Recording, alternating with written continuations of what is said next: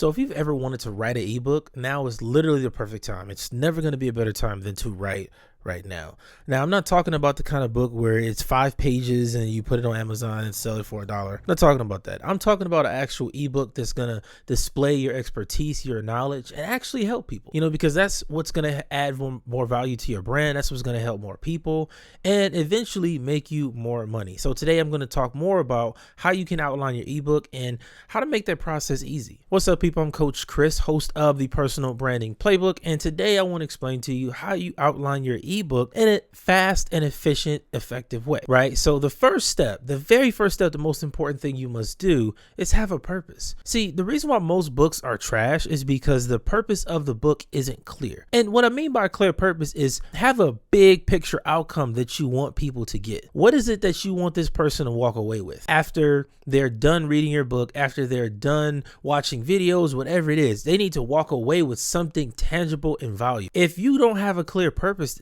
like that, then it's really useless. Like, I'm gonna be honest with you, the books I read, and I read a lot of books, the best ones have a clear overall bigger purpose. There's a major reason why I'm reading this book, why I will go to Barnes and Nobles and buy a book. Yes, I'm one of those people that still goes to bookstores. I love it. And it's important to have that purpose and make it very clear, because now you give something very, very tangible to your audience. That's something that people can actually connect with. For example, if I'm writing a book about how somebody can live a healthier lifestyle, I want to make sure it's clear to them. This book is meant to help you live a healthier lifestyle. That has to be the overall bigger purpose. When you're selecting this bigger purpose, remember that it has to be something that is valuable to the audience too. Like, I know that podcasters want to grow their audience. They want to make money from their show. And they also want to get the right podcast guests. Now, if I gave you a list, if I gave you an option to choose out of those 3, which one would you choose? Would you rather read a book on growing your audience, making money, or getting guests? I can honestly tell you already know your answer. It's making money, because that's going to be the most pressing issue. In fact, 99% of podcasters don't make any money. So me knowing that, this also shows why you need to know your audience, who you're writing for. Me knowing that, it now makes it super easy for me to write a book that is actually valuable to my audience, because the overall purpose is, look, this book is going to help you make money from your podcast. Simple. Now my audience knows, okay, that's what the book is about. I got to read this. I got to tune into this because I want to make money. So the purpose is where you start. That is square one. All right, so the next thing you got to do is outline your chapters. And I think the reason why writing is so hard for most people is because they just try to start writing. When in reality, you should outline, and then outline again. And I say that because it's going to really help you break down your thoughts on each subject in the book. So if I'm writing a book about podcasting, which I literally am right now, one of the chapters is going to be about getting sponsored, right? Because getting sponsored is a big part of making money podcasting. Now, under that section, there are a ton of subsections. So then I can say, when it comes to getting sponsored, that's the overall picture, right? Now, under that are layers. You got small sponsors, you have bigger sponsors, how to negotiate, how to fulfill on the sponsorship, the right terms, right? It's so many different things that go into getting a podcast sponsor. And those are the things that you want to break down in your outline, right? Before you start writing any sentences, trying to make paragraphs or design a book and make it look fancy, don't do any of that.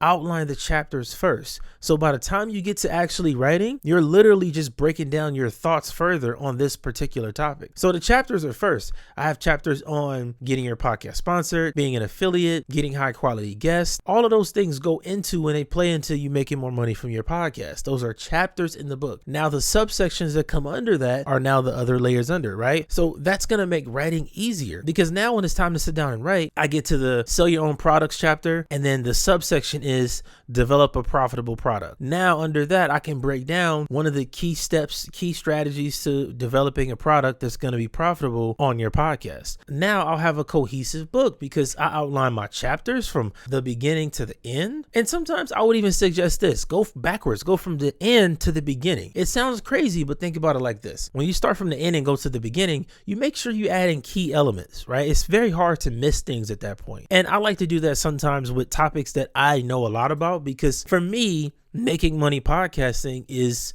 sort of easy because I've done it for years now. I've done it multiple times on my show, on other people's shows. It's not something that is hard to do. Now, for the average podcaster or somebody that might be reading my book, it could be difficult. That's a way you make sure you include the basic things in the beginning and then the advanced tactics towards the end, right? So sometimes it will be good to start off writing from, the last chapter of the book where you want to end and going back to the beginning where you want to start. That could be really, really helpful in helping you outline your chapter. So the last thing you got to have in your ebook, and this is a preference, but I think that this is something that makes my ebooks more valuable and why I have a better connection with my audience now. When I write books, I absolutely love to add in action steps. To be clear, action steps are very particular steps in a guideline for your readers to take. For example, how many times have you read a book and then you finish reading it, you're like, wow, that was a good book, but I don't know where to go from here. I don't want my readers to feel that way. I don't want my readers to feel lost. I want my readers to feel like, wow, that was really helpful. That was a guideline. That was like super effective. I love it. It was amazing. That's what I want. I want people to feel like, damn, if I read this book and it actually helped me get to the result. Because the truth is, you can read 50 books,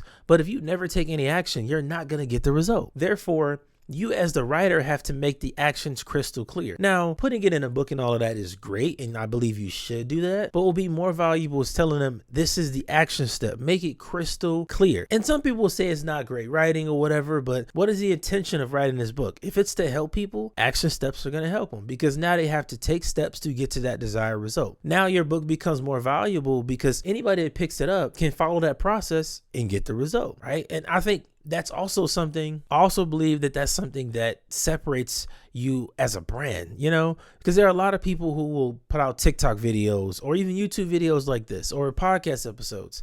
They'll teach just enough to get people to go and buy something. And those are the people that usually have products for sale, courses, masterclasses, and even ebooks that aren't as good because they're always holding something back. They may give you a little bit in the coaching program, but not all of it because you got to pay for the mastermind.